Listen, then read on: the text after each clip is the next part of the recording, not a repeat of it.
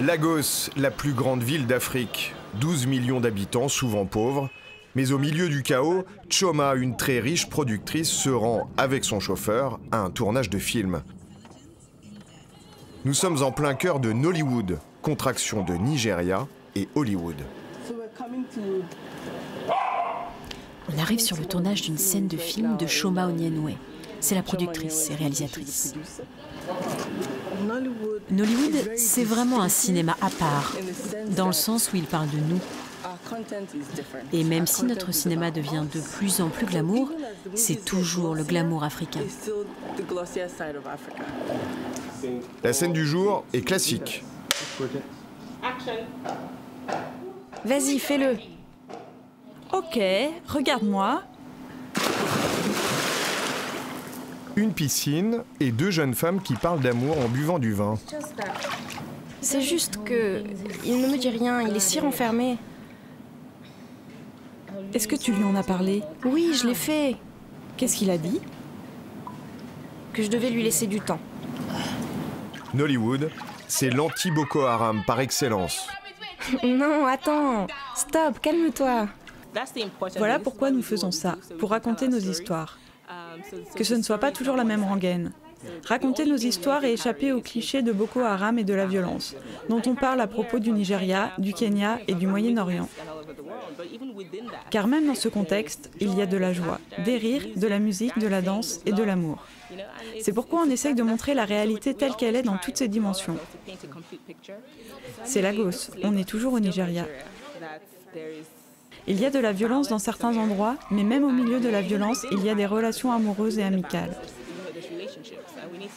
Donc il faut vraiment commencer à montrer tout ce qui se passe chez nous dans sa globalité. Et c'est ce que Nollywood essaye de faire. Nollywood, deuxième industrie en nombre de films derrière Bollywood et devant Hollywood. Une industrie souvent artisanale, mais qui a conduit à de grandes fortunes également, souvent chez des femmes. Chioma dirige le plus grand festival de films d'Afrique.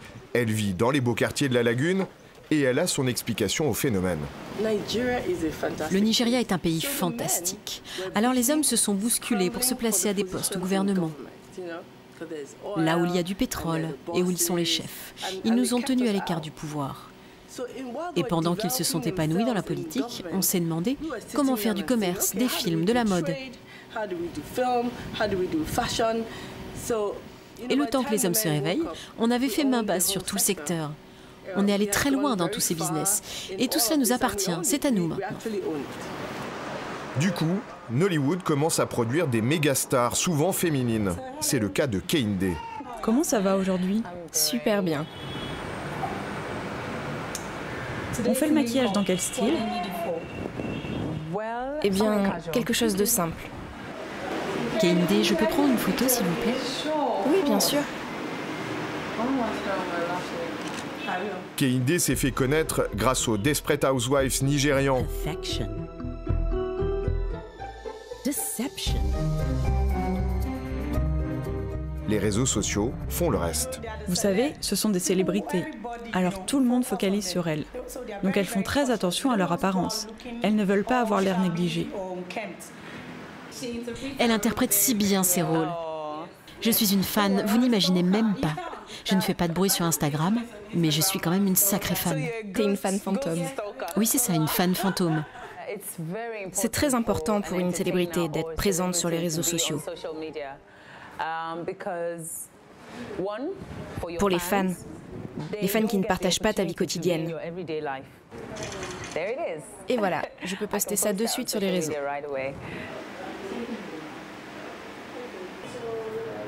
J'adore. Kehinde, qui vient d'un milieu modeste, roule désormais en berline et on la reconnaît dans la rue. Comme à Hollywood, ici, tout est possible très rapidement. Qui que tu sois, tu peux poursuivre tes rêves et y arriver.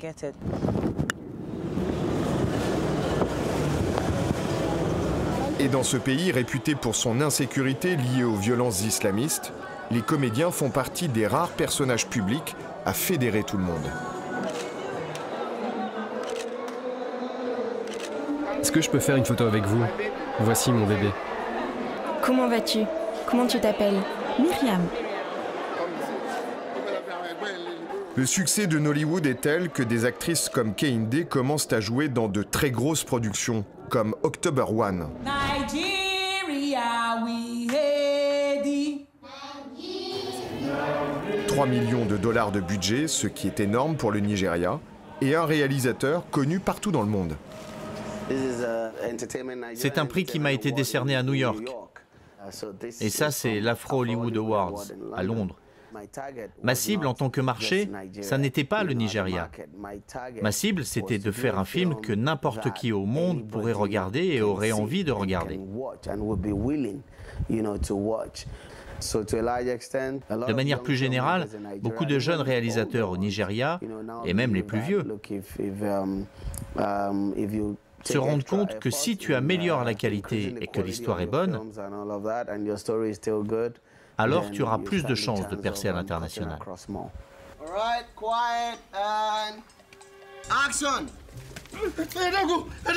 Et Kunle Afalaya va même plus loin.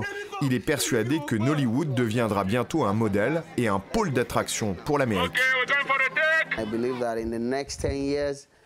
Je crois que dans les prochaines années, Hollywood installera ses studios ici, au Nigeria, car ici nous avons le marché et les histoires.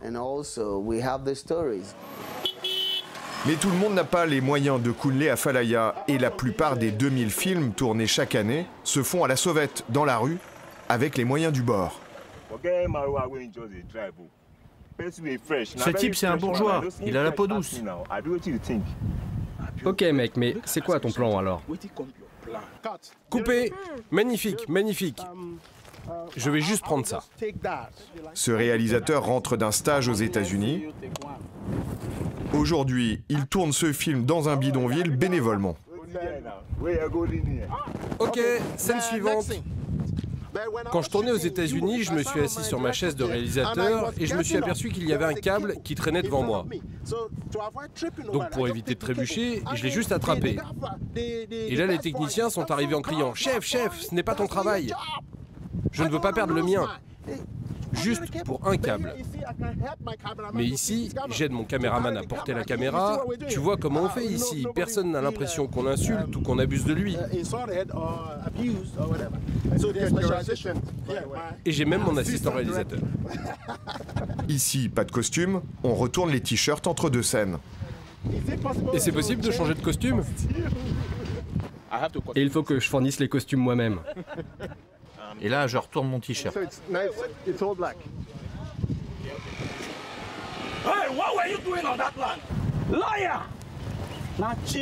Et pourtant, le film sera vu au final par des centaines de milliers de personnes.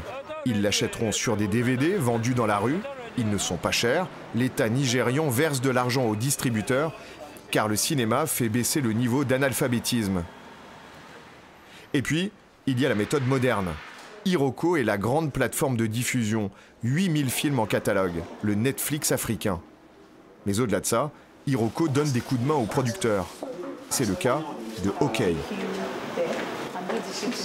Écoute, c'est de cette voiture dont j'ai besoin. Cette voiture? D'accord, pas de problème. Il veut utiliser la voiture dans une scène, donc tu lui apportes la voiture. Ok, c'est bon. Super. OK a 60 000 $ pour tourner son dernier film. S'il veut gagner de l'argent, il doit faire vite. Ok, merci ma chérie, merci beaucoup. Les scènes vont s'enchaîner à un rythme endiablé. La voiture peut partir d'ici. Cette fois, c'est l'histoire d'un escroc qui mène grand train.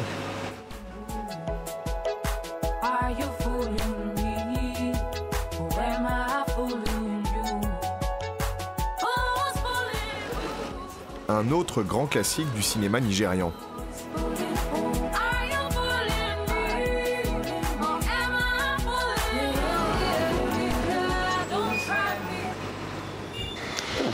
Quelques minutes par scène seulement, OK est très pressé.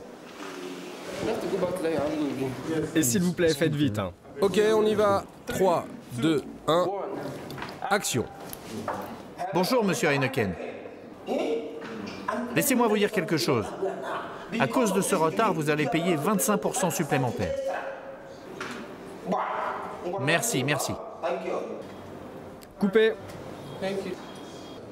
Ça me prend 1 mois ou 2 ou 3. Ça dépend vraiment du projet. Le tournage, 10 ou 12 jours. La post-production, 2 ou 3 mois. Et hop, tout est bouclé. Nollywood est en plein décollage. Le cinéma est devenu le 2e employeur du pays après l'agriculture. Et il a même désormais son grand festival depuis quelques années, l'AFRIF.